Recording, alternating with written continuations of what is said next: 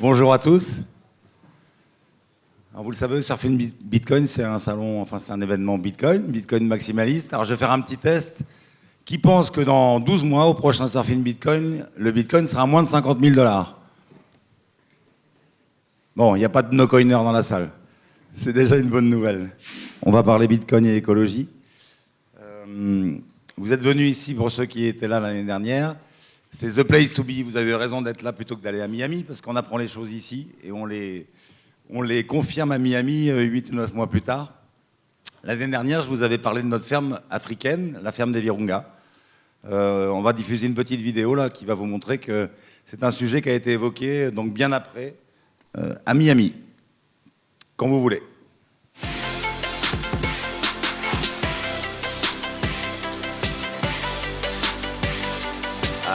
I also wanted to share briefly this example of how it could actually benefit people in emerging markets. So a lot of philanthropists and outside investors have been trying to help Virunga National Park in the DRC, in the Congo. And they've been building some hydro facilities there. They have this mighty river and incredible natural resources. But the problem is that when they build the dam, it takes time to connect the transmission lines to the dam, so the project remains fairly inert for a while, and it's not that exciting of a development project for that reason. But about a year and a half ago, the people who run the park, and this is an incredible park that supports 5 million people, it's the most amazing wildlife in the planet, they decided to start Bitcoin mining. And it gave them a source of revenue that can allow them to bootstrap the rest of their operations. And this is coming online across the country. And that's going to happen in so many countries that can start unlocking solar, wind, renewable, you name it. I mean, they're going to start realizing that this can help bootstrap them into some energy independence. So I think that's important for you all to consider when you're reading these headlines about how Bitcoin is boiling the oceans. You need to think deeper. That's what I think. 100%. I don't know, what do you think, 100%, Jack? 100%. Well said. Yeah. Big Block Green System delivered an old setup and functioning mining farm to the Virunga area, from the design to the management and operations. Voilà cette petite parenthèse, ce petit aparté pour vous dire que c'est là qu'il faut être, c'est the place to be. Alors on va enchaîner avec la presse. Alors donc en 1, l'impact écologique de Bitcoin. Si c'était un étalon, on verra que l'étalon monétaire n'est pas attendu, l'étalon monétaire Bitcoin n'est pas attendu que par les bitcoiners. C'est quelque chose, c'est un débat qui existe. Pas de développement durable sans finance durable. On va voir après l'impact du mining sur le marché de l'électricité. Et on va prendre l'exemple du Salvador. Et puis j'ai écrit vos questions, mais je crois qu'on les traitera plus tard, après l'intervention de Pierre Noisa. Alors, Bitcoin, impact écologique de Bitcoin en tant qu'étalon monétaire. Nous, on le sait maintenant que Amos a écrit son fameux livre The Bitcoin Standard. On peut imaginer qu'on est en train de proposer un système monétaire alternatif et qu'on va finir par remplacer le système actuel, qui est un système qui nous amène dans le mur écologique qu'on peut constater quand on lit les rapports du GIEC, par exemple. Et donc, la refonte de ce système monétaire international, est-ce que c'est un sujet qui va au-delà du petit cercle des bitcoiners, ou est-ce que c'est quelque chose qui est réfléchi par les politiques, par les banquiers centraux, par exemple? Et donc, j'ai un petit exemple qui montre que non, on n'est pas les seuls à y réfléchir. Cette photo que vous voyez là, c'est l'Institut de France. Et donc, ici tenait une réunion qui avait pour but d'attirer l'attention de la communauté internationale sur la nécessité de refonder le système monétaire international. Donc l'idée, là, c'était d'inscrire dans les objectifs de développement durable de l'ONU ce projet de refonder le système monétaire. Donc, parce qu'on n'y pense plus depuis Bretton Woods. En 71, Nixon a décidé que la convertibilité de l'or et du dollar, c'était fini, de manière provisoire. Et en fait, ce provisoire a duré. Et aujourd'hui, on n'a plus de système monétaire international. Voilà. L'étalon qui est supposé équilibrer les échanges mondiaux, c'est le dollar. Or, on a vu le dollar à la vitesse à laquelle il peut être imprimé. Donc, ça n'a aucun sens d'avoir cette monnaie américaine comme étalon monétaire. Et donc, les gens qui animaient ce débat-là, auquel j'avais participé en 2015, se posaient cette question-là et disaient il faut absolument rétablir un système monétaire international avec un étalon monétaire et une monnaie de réserve. Et donc là, c'était pas des bitcoiners fous, c'était Jean-Claude Trichet qui animait cette soirée, c'était Michel Pébreau, l'ancien patron de la BNP, et c'était Jacques Delarosière, donc l'ancien boss du FMI avant Strauss-Kahn. Voilà, ces gens-là se posaient cette question-là de manière très réfléchie, hein. Ils ont beaucoup travaillé dessus. Donc là, on voit à gauche Jean-Claude Trichet qui écoute Delarosière et à droite Delarosière qui répond à une de mes questions. Donc ce que j'ai retenu de cette conférence, qui était très intéressante, c'est par exemple ce que disait Trichet, qu'il serait souhaitable de recréer une monnaie de réserve internationale émise par une institution indépendante, le protocole Bitcoin peut-être, mais cette solution exigerait un improbable accord politique. Voilà, donc en gros, on sait quoi faire, mais c'est impossible. On ne va rien pouvoir faire. Et donc pour Delarosière, lui, il était évident qu'il fallait que les États cessent de concevoir la création monétaire comme un outil de croissance, comme un outil de développement. Et donc, moi je leur ai demandé, oui, mais c'est quoi l'histoire du développement durable? Pourquoi vous voulez inscrire cette idée de changer de système monétaire dans le cadre des objectifs des Nations Unies, dans le cadre du développement durable? Et donc, ils m'ont expliqué que sans finance durable, on ne pourrait jamais avoir un monde qui va mieux en termes d'écologie. Donc, pas de développement durable sans finance durable. C'est ce qu'ils en avaient conclu. Donc, là, on était en 2015. Donc, ces gens-là ne connaissaient pas Bitcoin. Et donc, ils tournaient autour de ce sujet. Et donc, ça m'a beaucoup, à l'époque, en 2015, moi, je commençais à travailler sur le Bitcoin, à m'y intéresser fortement. J'en avais déjà un tout petit peu. Et ça m'avait conforté dans l'idée que la proposition de Satoshi était une proposition qui était attendue et qui était nécessaire. Voilà pour cette partie. Donc, on peut imaginer, puisque ces gens le disent, que Bitcoin, même s'il consomme de l'électricité, même s'il a besoin d'électricité pour fonctionner, dans tous les cas, Bitcoin, fondamentalement, va changer le monde et va faire que le monde ira mieux en termes de surproduction, surconsommation, gaspillage et pollution. Alors, on dit partout que Bitcoin, c'est une catastrophe écologique parce que ça consomme de l'électricité. Évidemment, hein, pour ceux qui connaissent un petit peu mon travail, je m'inscris en faux totalement. Nous, on utilise uniquement des mégawatts qui sont perdus. Alors, il y a toujours des gens pour me dire oui, mais ils sont perdus parce que. Mais en fait, on pourrait s'en servir pour plein d'autres choses. Non, on est réellement le client de dernier recours. Quand on vient s'installer quelque part, c'est que cette électricité en surplus ne peut être vendue à qui que ce soit d'autre.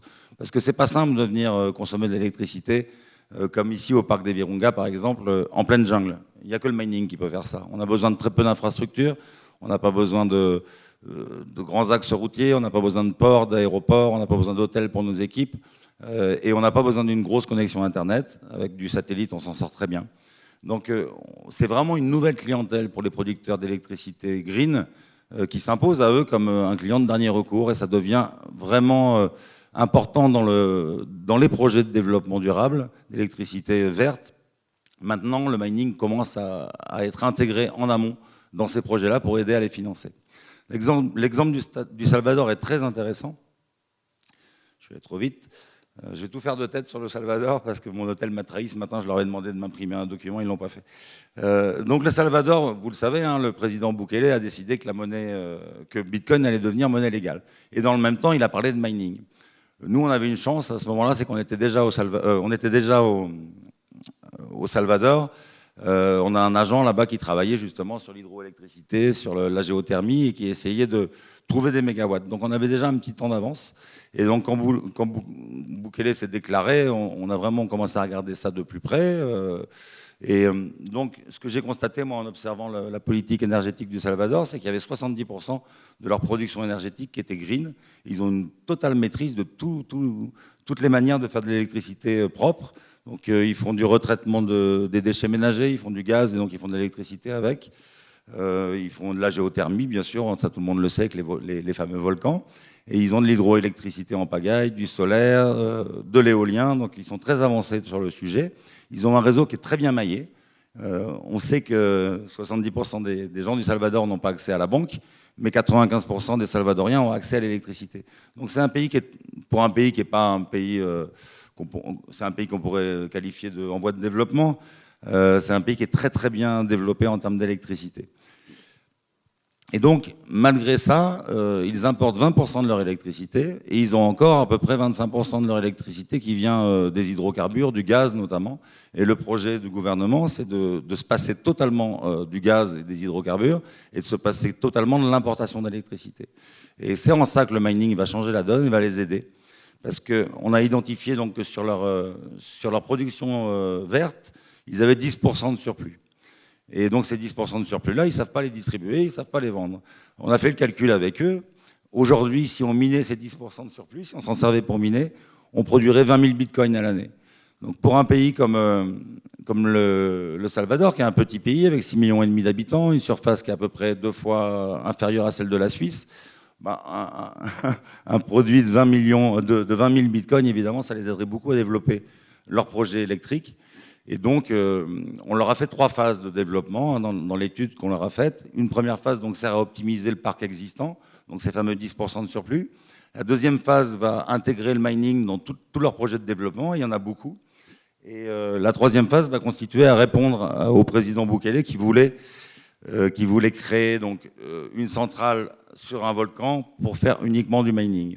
Ça sera la cerise sur le gâteau. Déjà, quand on aura optimisé le parc existant et quand on aura développé les projets existants, il y aura déjà eu énormément de mal de fait.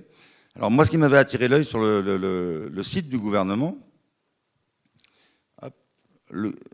voilà, ils annonçaient ça, hein, ils annonçaient qu'ils avaient besoin de partenariats extérieurs et d'investisseurs. Le gouvernement du Salvador cherche activement à attirer des investisseurs pour développer la capacité d'énergie renouvelable du pays, ce qui se traduit par des opportunités pour les entreprises qui peuvent répondre à des besoins allant de la technologie à l'approvisionnement, en passant par les services de conseil.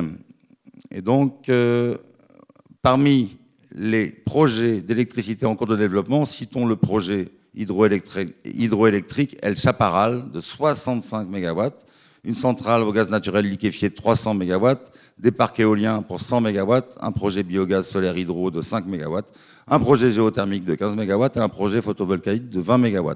Donc, tous ces projets sont sur la table et aujourd'hui ne sont pas totalement financés. La boucle n'est pas bouclée. Donc quand on leur amène le mining pour aider au développement de ces centrales-là, évidemment, ça va accélérer les choses. Et donc, ce qui était intéressant, c'était qu'il était noté, il y a une demande du gouvernement salvadorien pour cellules et panneaux solaires, générateurs, petits systèmes hydroélectriques, services de conseil, stockage de l'énergie. Donc moi, quand j'ai vu stockage de l'énergie, j'ai dit c'est bon, ils ont besoin de mining. Parce que le stockage de l'énergie, c'est un peu une légende. Hein. Aujourd'hui, on ne sait pas faire. Au niveau d'une centrale hydroélectrique qui ferait 20 MW, on ne sait pas stocker l'électricité. Si on vous dit le contraire, c'est pas vrai, ça n'existe pas. Alors, on peut travailler sur des projets hydrogène, hein, mais ça coûte une fortune. Et là, c'est pas le sujet. Hein. L'idée, c'est de leur amener de l'argent, pas de leur en faire dépenser. Donc voilà, 20 000 bitcoins, là, aujourd'hui, c'est ce que pourrait produire le Salvador. Et j'espère que c'est ce qu'ils seront en capacité de produire d'ici 5-6 mois, quand on aura fini tout le projet d'étude avec eux et qu'on aura commencé à importer les conteneurs et les machines. Voilà pour ce qui est du Salvador. Voilà comment le Bitcoin va aider au développement de l'énergie verte dans ce pays, va faire en sorte qu'ils arrêtent complètement l'utilisation du charbon et va faire en sorte qu'ils arrêtent d'importer de l'électricité à hauteur de 20% ou 25% de leurs besoins. Moi, je suis hyper en avance. Ça, c'est assez génial. Parce que finalement, oui, on va pouvoir traiter des questions pendant un quart d'heure. Si ça vous dit. J'en vois qu'ils se sont couchés tard hier soir. Hein. Merci d'être là. C'est cool. C'était une grosse soirée.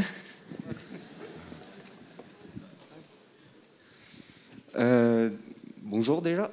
Bonjour. Je voulais juste vérifier quelque chose avec vous. Vous dites que c'est pas possible de stocker de l'électricité. Et je suis pas d'accord sur ce point avec vous. Parce qu'en France, on est capable, justement, en cas de surproduction d'électricité, vu qu'on a un très bon fournisseur d'électricité, je pense notamment à RTE, réseau... RTE, c'est pas un fournisseur d'électricité. C'est pas un fournisseur, c'est le transporteur. Et puis on a EDF aussi, qui sert de fournisseur. Mais du coup, on crée des steps. Donc le but, ça va être justement, avec l'énergie qu'on produit en trop, de faire monter des colonnes d'eau et quand on a besoin d'électricité, pouvoir la recréer. Et donc du coup, ça reste un stockage physique d'électricité. Absolument. Sur les barrages, on stocke de l'eau et on s'en sert effectivement. C'est une manière de stocker l'énergie, hein, puisque l'énergie, c'est la force de l'eau. Donc oui, effectivement, ça existe. Mais les barrages, c'est spécifique. On ne peut pas faire ça avec un parc solaire, un parc éolien ou avec de la géothermie. On ne stocke pas d'électricité là. Hein. On a trouvé une ruse pour stocker de l'eau pour pouvoir produire de l'électricité tout le temps. Mais oui, effectivement, c'est pas stocker de l'électricité à l'état brut. Ce que je voulais dire, c'est que je trouve ça un peu bizarre soit que de l'énergie va pas être, enfin, que l'énergie utilisée pour miner soit de l'énergie qui va être perdue, parce qu'il y a différentes façons de pouvoir justement stocker cette énergie en trop pour Non. pouvoir la réutiliser après. Non, non, c'est pas vrai. Ça n'existe pas. Ça existe dans les rêves, les- dans les bouquins, mais dans la réalité des faits, sur le terrain, ça n'existe pas. Je suis désolé de vous le dire. Typiquement, les steppes, c'est typiquement un système qui permet de stocker temporairement de l'électricité à un moment de surplus.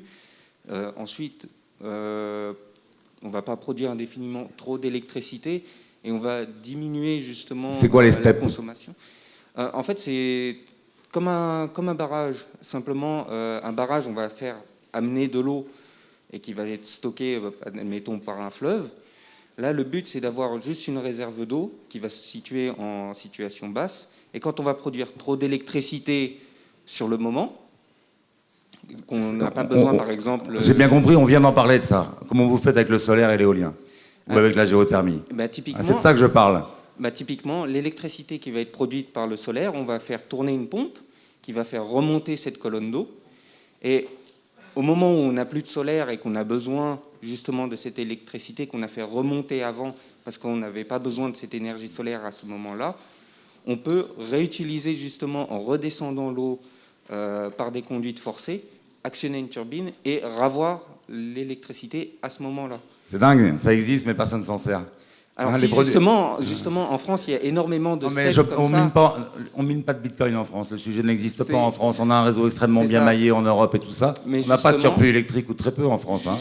Justement, justement, on a beaucoup de surplus électrique qui est revendu, c'est pas des conneries, qui est revendu en Europe. mais dès lors que c'est revendu, c'est plus du surplus. Mais- On va arrêter là, ça sert à rien. Vous voulez que ça soit stockable l'électricité? Non. Si vous voulez, on ne peut pas stocker l'électricité au Mais ce niveau que je de veux- gros volumes. J'aimerais C'est tout.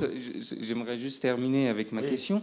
C'est qu'une fois que le Salvador aura profité évidemment du Bitcoin et développé son réseau électrique, etc., il va sûrement se trouver dans un état un peu comme la France, où ils auront des centrales, des steppes, etc., où il n'y aura plus réellement de surplus d'électricité. Et dans ces cas-là, comment voulez-vous produire de l'électricité pour miner, tout en restant vraiment éco-friendly, etc. Il y aura toujours des surplus d'électricité sur l'électricité green, c'est comme ça. Allez expliquer aujourd'hui aux producteurs d'hydroélectricité russes qui ont 4/5 de leur production qui n'est pas vendue, qui pourraient stocker cette électricité et la vendre ailleurs. Non, ils ne sont pas stupides, hein, c'est des ingénieurs de très haut niveau. Ça n'existe pas, il n'y a rien d'efficace sur le marché aujourd'hui. On nous parle de ça, de l'hydrogène, de tout ce qu'on veut. Aujourd'hui, ou c'est trop cher à mettre en œuvre, ou c'est pas possible en termes de localisation de la centrale.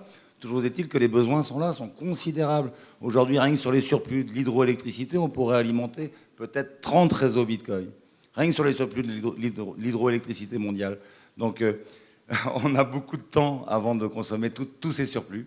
Et non, vraiment, aujourd'hui, il n'y a pas que moi qui le dis, il y a vraiment des gros décisionnaires de l'énergie. Il y a le patron de Hacker en Norvège, qui est la plus grosse société norvégienne d'énergie globale, ils font du pétrole, ils font tout, qui explique que le mining de Bitcoin est une batterie économique pour les énergies vertes et que c'est le chaînon manquant au développement du développement durable dans l'électricité. Donc voilà, il y a des gens qui sont beaucoup plus spécialisés que moi, qui ont quand même un petit peu de connaissances. Hein. La société Hacker est dirigée par cet homme-là. Ça fait 3 générations que cette famille-là dirige le groupe. C'est des spécialistes de l'énergie. Eux, ils ont bien conscience que le mining de Bitcoin est une sacrée aubaine pour la transition énergétique. Aujourd'hui, le Bitcoin amène beaucoup d'argent dans les compagnies d'électricité, fait un transfert entre cette masse monétaire incroyable qui est créée aujourd'hui par la Fed et la BCE, et transfère cet argent aux compagnies d'électricité qui en ont besoin pour gérer leur transition énergétique. Donc c'est dans ce sens-là qu'il faut voir les choses. De toute façon, une chose est certaine, c'est qu'ils ont plus. Si il n'y a plus de surplus, s'il n'y a plus besoin de mineurs, il n'y a plus de mineurs. Parce qu'on achète l'électricité tellement peu cher par rapport à l'utilisateur final qu'on ne peut être là que si on est utile à un moment T pendant qu'on est utile. La question qui est pertinente, c'est un jour, là il y a du surplus, demain il n'y en a plus. Par exemple, là au Virunga, on travaille sur une centrale de 15 mégas. Le jour où ils ont vendu les 15 mégas à la population locale, nous on disparaît, on n'a plus de raison d'être. On achète l'électricité 10 fois moins cher que la population locale. Donc on ne sera jamais en concurrence avec eux. Donc le mining est est une industrie mobile, hein. Ça, on en a tout à fait conscience. C'est pour ça qu'on construit en container. Il faut qu'on soit prêt à bouger. Et nous, on est ravis si notre client, au bout de 2 ou 3 ans, nous dit « j'ai plus besoin de vous, ça y est, j'ai trouvé de la clientèle pour mes surplus ». On est ravis. Mais voilà, ce laps de temps peut durer 2 ans, comme il peut durer 20 ans. Hein. En Russie, il y a des surplus sur l'hydroélectricité depuis la chute du mur. Et personne ne sait les consommer. Personne. Merci. Oui. Oui. Comme je disais tout à l'heure, je débute un petit peu dans le Bitcoin, là, je ne connais pas. Et le peu que j'ai pu en lire avant de venir ici, cette notion de minage, elle m'a beaucoup surpris. Je ne l'ai pas comprise et je ne vois pas l'intérêt. Il y en a certainement, hein, mais je voudrais qu'on m'explique comment ça marche. Parce que là, à part consommer l'électricité pour rien, moi, je ne comprends pas, quoi, voilà. Bah, on n'a pas le temps, hein. Je vous invite à lire ce que j'ai écrit sur le sujet. Il y a des livres entiers qui ont été consacrés à ça. Je ne peux pas vous faire une formation là, en 3 minutes sur le sujet, sur la proof of work, sur l'intérêt de la proof of work. C'est comme ça, le protocole est fait ainsi. Et ce n'est pas du tout un gaspillage d'électricité. Hein. On est en train de sécuriser le réseau qui est appelé à devenir l'étalon mondial. Donc ce n'est absolument en aucun cas un gaspillage d'électricité, d'autant plus qu'on utilise de l'électricité qui serait gaspillée sinon. Oui, bonjour. Donc je voulais faire quelques précisions quand même sur le stockage de l'électricité. Donc je suis d'accord avec vous que sur des grosses quantités, ça ne marche pas. Néanmoins, il existe quand même des centrales hybrides dans les zones non interconnectées. Et ça, c'est une réalité. Avec du pilotage, ma société en fait, donc on pourra prendre rendez-vous si vous voulez. Donc c'est une réalité où justement on a tout un energy management system qui est là pour savoir quand est-ce qu'il faut stocker, déstocker, amener et sur la pointe, parce qu'effectivement le réseau européen il est très particulier puisque en fait c'est le réseau qui fait le stockage. Donc ça on n'a pas de souci, mais dans des zones isolées et sur des îles on est sur d'autres problématiques. Ensuite sur la partie de hydroélectricité, je suis totalement d'accord avec vous qu'il peut y avoir des surplus. Maintenant, attention sur des énergies quand même intermittentes où, comme leur nom l'indique, la nuit, le solaire, il ne produit pas grand-chose. Et l'éolien, quand il n'y a pas de vent, il ne produit pas grand-chose non plus. Et Rien. Donc, j'entends que l'hydroélectricité, effectivement, il y a du surplus et c'est constant et c'est stable. J'ai quelques doutes sur les autres systèmes de production d'énergie. Mais des doutes à quel niveau? Typiquement, au niveau du parc, quels sont les systèmes d'énergie que vous allez mettre en œuvre, de production énergétique qui sont mis en œuvre? Quel est le mix énergétique qui est mis en œuvre? Vous m'avez perdu. Au niveau de quel parc? Celui qui est... j'ai pas Le parc des Virunga, là, en Afrique. C'est Oui. de l'hydroélectricité uniquement. Hein.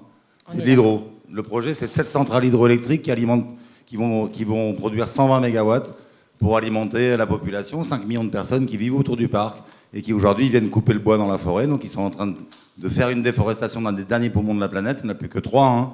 Et donc ce projet est juste magnifique. On est en train d'empêcher la déforestation. On est en train de sauvegarder l'habitat des gorilles, qui sont les derniers gorilles de montagne du monde, hein, qui sont dans cette petite région-là. C'est grand comme le département de la Gironde. Hein. Ce n'est pas un parc gigantesque. Et donc, cette opération du gouverneur, c'est pas nous, hein, c'est le gouverneur du parc qui a décidé de créer ces centrales. C'est une opération qui est très digne parce que vraiment, il est en train de réussir son pari. Les gorilles de montagne ne sont plus en voie d'extinction. Et ça, c'est un progrès qui lui est dû. Mais sur le solaire et l'éolien, ok, c'est intermittent, mais je ne comprends pas la question. Il y a quand même des surplus. Oui, qui peuvent se stocker avec des batteries lithium-ion. Oui, bien sûr. Enfin, si le stockage de l'électricité doit coûter plus cher que de créer des centrales, ça va pas le faire, quoi. Franchement. C'est rentable dans les zones non interconnectées, sinon on ne le ferait pas. Mais on le fait pas pour des gros niveaux. On va pas stocker de l'électricité dans des batteries pour un parc solaire qui fait 100 mégawatts. C'est pas possible, ça n'existe pas. Voilà, c'est juste la réalité des choses. Je le vois hein, sur la centrale hydroélectrique où on est au Virunga, il y a des batteries. On a de quoi tenir à peu près 1 minute. Et il y en a un paquet des batteries, hein, toute une salle.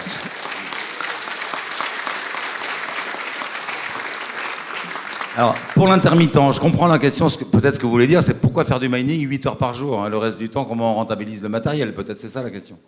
Mais ça existe. Alors aujourd'hui, c'est possible, c'était absolument impossible il y a 2-3 ans, hein, de travailler sur du solaire, et uniquement sur du solaire, ou uniquement sur de l'éolien, parce qu'on allait avoir de l'énergie 5 heures, 6 heures, 8 heures, 10 heures par jour. Et le reste du temps, on ne pouvait pas amortir les machines. Donc c'était absolument réel. Mais aujourd'hui, il y a une profondeur de marché avec un parc de machines d'occasion. Un gros parc de machines d'occasion. Et aujourd'hui, je crois que, je ne sais pas s'il est là, John, si tu es là, tu dois me le dire, mais donc il y a un mineur espagnol qui s'appelle John, qui est à San Sebastián, donc il devait venir là aujourd'hui. Lui, sa spécialité, c'est d'installer des vieux S9 sur des centrales solaires. Et il fait ça en Asie, en Russie. Il a déployé je ne sais combien de dizaines de milliers de S9. C'est rentable. Pourquoi? Parce que les S9, il les a payés 30, 40, 50 dollars à l'époque. Bon, ça a beaucoup réaugmenté depuis. Mais il y a des moments où on peut saisir comme ça un paquet de vieilles machines du marché et les installer sur du solaire. Et c'est intéressant, hein, les producteurs qui bossent avec John sont enchantés de le connaître, quoi, hein. Il leur a amené une manne qui leur permet de boucler leur budget. C'est pas évident. Il y a beaucoup de ces producteurs d'énergie verte qui sont dans le rouge. Merci pour la question. Une autre? Bonjour Sébastien. Bonjour. On s'était brièvement parlé sur Twitter. Donc c'était notamment, il me semble, suite à un message que vous aviez envoyé, je crois, à Bruno Le Maire, par rapport au mining. Je suis là, au fond, derrière, à l'entrée. Et en bas. Hop. Ah, ok. Au milieu, là. Et donc, en gros, vous aviez justement proposé que la France se positionne au moment où la Chine interdisait le mining chez eux. Il y avait eu des retours là-dessus ou... Non, alors en plus, moi je ne proposais pas qu'on accueille les mineurs. Hein. Je me posais la question, si la Chine sévit énormément contre les mineurs, est-ce qu'ils ne vont pas se mettre à sévir contre les fabricants d'ASIC? Et ça serait grave parce qu'il n'y a que en Chine qu'on fabrique des ASIC. Donc ça veut dire que si demain le gouvernement chinois décide d'arrêter la fabrication des ASIC, comme ils ont décidé de couper les mineurs, ben, il n'y a plus de fabrication de machines. Donc ça va être compliqué pour maintenir le réseau Bitcoin sur le long terme. Donc mon idée, et c'est une opportunité économique importante, c'est de faire venir des fabricants chinois. C'est ce que vont faire les Américains. Là. Vous avez vu, Blockstream vient de lever 210 millions pour faire des ASIC. S'ils font les choses comme je les imagine, ils vont débaucher un directeur technique d'une des boîtes qui fabrique des ASIC, hein, peut-être Pangolin ou Wattspinner ou InnoSilicon, et ils vont développer la même chose exactement, parce que c'est ce que font tous les Chinois, ils se copient les uns les autres. Hein. Il y a Bitmain qui fait de la recherche et du développement, et puis les autres pompent tout ce que fait Bitmain. Et donc il y a 8 concurrents à Bitmain qu'on pourrait tout à fait imaginer être en France, être en Angleterre, en Allemagne ou aux États-Unis. Donc voilà, j'interpellais le gouvernement, évidemment sans trop d'espoir, mais on pourrait effectivement, la délégation française en Chine, l'ambassade pourrait effectivement se rapprocher un peu des fabricants de mineurs pour voir s'ils ne sont pas en train de rechercher à quitter leur pays sous la menace du gouvernement. Bon, a priori, ce n'est pas ça qui se passe. D'ailleurs, sur l'exode des mineurs chinois, ça ne se passe pas comme on avait pu l'imaginer. Les machines sont restées en Chine. Il y a peut-être 20% des machines chinoises qui sont parties. Mais pour l'instant, l'essentiel des machines reste en Chine et va se rebrancher en Chine. Voilà, c'est le petit scoop que je vous annonce. Le deuxième petit scoop que je vous annonce, et c'est fini, c'est qu'on relance nos ventes qui étaient fermées depuis presque 3 mois, là, aujourd'hui. Donc à l'issue de la conférence, là, j'appuie sur le bouton et donc l'offre de notre nouvelle offre sera en ligne. C'est 2,5 MW, c'est tout petit, une toute petite offre, hein, au Kazakhstan. Donc c'est 2 conteneurs, 600 machines. Ça va se vendre, normalement, d'ici lundi, tout sera vendu. Voilà, c'est une petite offre, donc ceux que ça intéresse, merci de votre écoute.